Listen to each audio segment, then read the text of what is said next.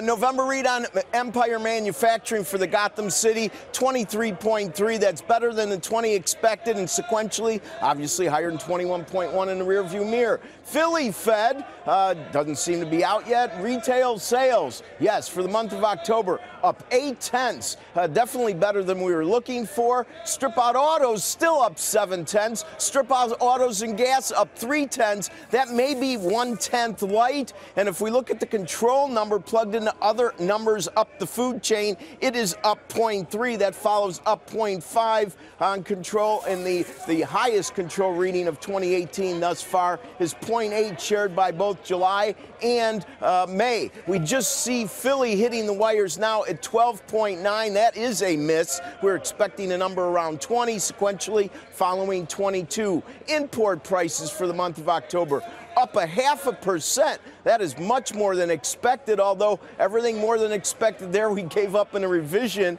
Last month originally released up 0.5%, just like this one, now downgraded to up 0.2. Ex-petroleum up 0.2. If we look at export prices, they were up 0.4. That's hotter than expected as well. And that follows 0 unchanged for last look.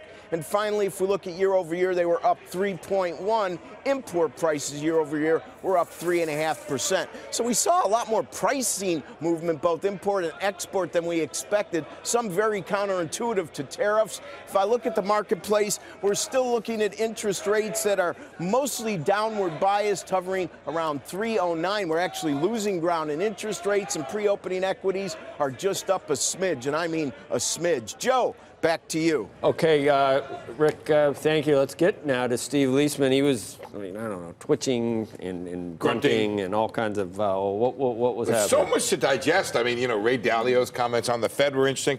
The retail sales report is kind of like a triple, maybe? I don't know. It's a really good, it's a strong report. Now, I have to say, a piece of this is a 3.5% increase in gasoline station sales. That probably goes away, but what does that do? That frees up money for other stuff. I'm looking here at a 1.3% increase in department store sales, miscellaneous stores 0.6, and then non-store retailers. Those are your internet retailers baked in there, up 0.4. Rick is right. What's important about this is the first look of the consumer in the fourth quarter here. And what is this doing? It's echoing, it's highlighting, it's bolstering what we heard from Walmart this morning. The consumer is doing well. We'll see what we heard from Macy's yesterday. And Macy's yesterday. You keep adding that. That's good. Well, just because I think it shows different segments of the consumer. Right. I think it's a great point. Motor vehicle sales up 1.1%, and then electronic appliance up 0.7. I can't say, I honestly don't know how to look for this, because in the 30 years I've been an economics reporter, I've never had to really look for trade tariffs in import numbers. But it could be there's a piece of inflation in the import tariffs. Not our tariffs.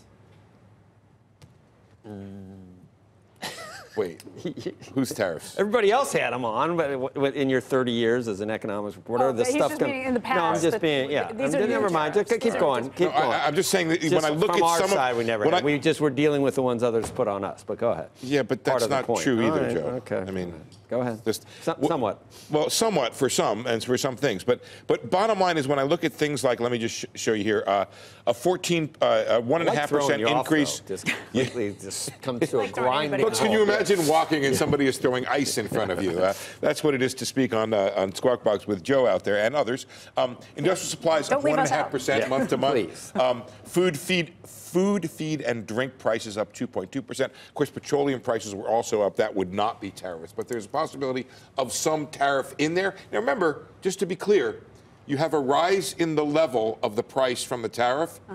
And the rate doesn't keep going up, so that would wash out over time. Just like the taxes, we'll see what happens. Cuts wash out over time because when you go up against the tough. This is good. I think we're still headed for a. I forget what our rapid update is. It's around 3% for the fourth quarter. Yep. So we're going to do a 3 this year, and then we got to talk about next year. You know, Ray was very eloquent about the Fed, I thought, and the risks to asset prices. I think he was a little less eloquent on the issue of the risks facing the Fed when it comes to inflation. And that's the thing that drives them. He manages out like $100 gazillion. Why are you're really in a position to, you always do that.